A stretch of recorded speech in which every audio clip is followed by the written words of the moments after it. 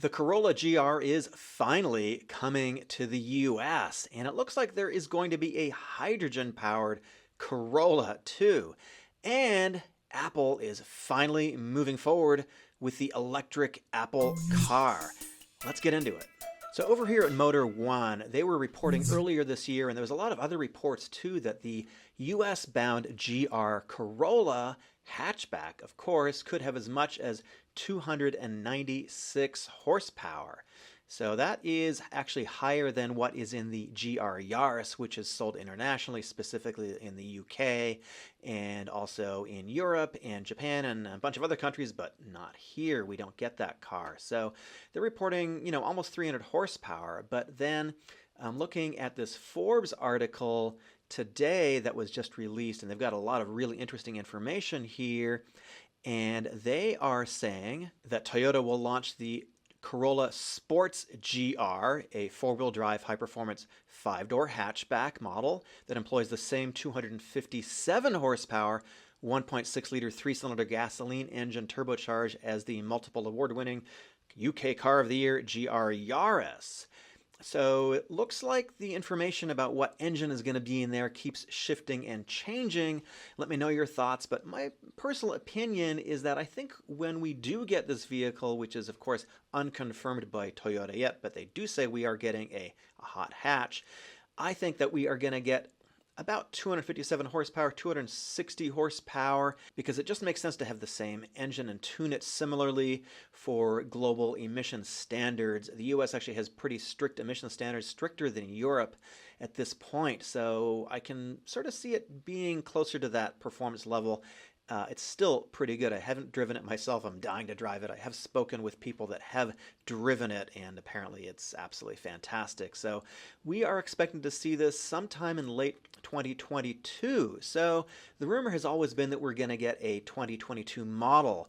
If the car is actually out in late 2022, that kind of leads me to think it might be a 2023 model. So we're just going to have to wait and see. It looks like almost certainly we are going to get it here, and probably in Canada too, perhaps Mexico. So let's look at this hydrogen rumor. Not really a rumor, actually. Toyota is saying that they are going to bring a hydrogen-powered Corolla and Prius to the US. So let's actually go to the Toyota website, and there's actually something very significant and specific we need to understand about this hydrogen technology that Toyota is bringing to market. As you know, we've got the Mirai right here. I haven't driven it yet. Actually, I rode in it, but I didn't get a chance to drive it yet. And it, of course, is a hydrogen-powered fuel cell. So there is a difference here. Toyota says they are developing hydrogen engine technology through motorsport. So let's see what they're talking about here. We need to sort of read carefully to understand this. Toyota Motor Corporation announced today is developing a hydrogen engine in an effort to build toward a carbon neutral mobility society. It has installed the engine on a racing vehicle based on the Toyota Corolla hatchback. So what's important here is that when we look at vehicles like the Mirai that they're talking about, the fuel cell vehicles, it is a fuel cell in which the hydrogen reacts with oxygen in the air to produce electricity that powers an electric motor. So this is a fuel cell vehicle. Now the difference here with this upcoming Corolla, and there's another one we're going to talk about too, it's the Prius, is that this vehicle entered in this race in Japan, which was the 24 hours, this Fuji Super Tec back in May. This was powered by a hydrogen engine, and the difference is that hydrogen is actually combusted inside the engine, just like a traditional gas-powered vehicle. So the difference is that compared to a gas-powered vehicle is that there's a zero CO2 and very, very low NOx, basically just the NOx emitted from the oil that is, the little bit of oil that is burned, which is almost, would be pretty negligible. What we have here is a pretty different vehicle than the Mirai that we have right now, which is a fuel cell vehicle. So let's go back over to Forbes for 1 second. They are saying that Toyota is going to launch a 5th generation Prius pretty soon. The 1.8-liter Prius gasoline engine gasoline hybrid engine in December 2022, and it will add a hydrogen-powered PHEV version to its lineup in 2023. That is a plug-in hybrid. So this is the first time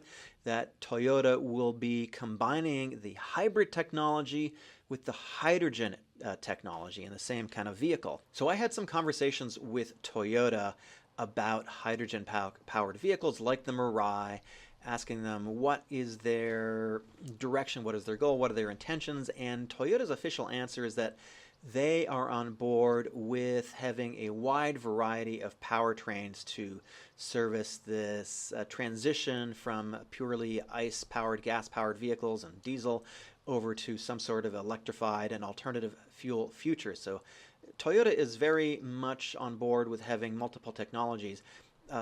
They're not the only manufacturer doing this. Honda is doing this as well. Some of the Korean automakers are looking at this too. But here's the biggest issue with hydrogen right now. If I go over to the California Fuel Cell Partnership website, I see there are stations only in California. I know this is a California website, but as far as I know, you can't get hydrogen in Colorado or Nevada or New Mexico or any other state other than California. And in fact, if we zoom into the stations that are potentially available to get hydrogen in Los Angeles and hit filter by, well, let's see, Legacy, let's go just the ones that are open. You know, I count about 20 stations right now in the Los Angeles area. If I want to drive over to San Francisco, I can make it. I think it looks like there's one station here along the way on the 5, and then I get to the Bay Area, a few more stations. So that's really it right now. It is nearly impossible to have a fuel cell vehicle, a hydrogen-powered vehicle in the U.S., and these vehicles, when you get them from Toyota, they are heavily subsidized. You get $15,000 of hydrogen per year right now. So of course you're going to be able to run the vehicle for free essentially, but the actual cost of hydrogen is somewhere, I think, on the equivalent of about $15 per gallon. So this might be popular in Japan. There's a lot of incentives, as I understand it, in Japan, although I haven't done a lot of research on it. Certainly in the US, we have a chicken or the egg type scenario where we have chickens, I guess, let's call them Toyotas. Are there eggs? I don't really know which is which. You're going to get the vehicles out there first. You're going to get the hydrogen stations out there first. Certainly 20 stations in Los Angeles alone doesn't cut it. Never mind in, all of California. So I just don't see this moving forward, even though Toyota is spending massive amounts of money on it. They're very pro-hydrogen. I just don't quite get it for the North American market. Let me know your thoughts in the comments. So back over here at Forbes, they are essentially confirming that Toyota is going to launch or plans to launch a Corolla, hydrogen-powered Corolla by 2023 after competing in this 24-hour race. And so I just went over the downsides of hydrogen, at least in the US and California. Why is Toyota doing this? Well, Forbes says it is to achieve Toyota's goal of becoming carbon neutral by 2050 and also improving fuel economy. As we probably know, or maybe you don't know, Toyota is not fully on board with all of the electric technology. They claim that the transition is going too quickly. They would rather see a future where we get there progressively with more hybridization. And the reason for that is a Toyota spokesman in 2019 said that Toyota is only able to produce enough batteries for about 28,000 electric cars every year or 1.5 million hybrid cars.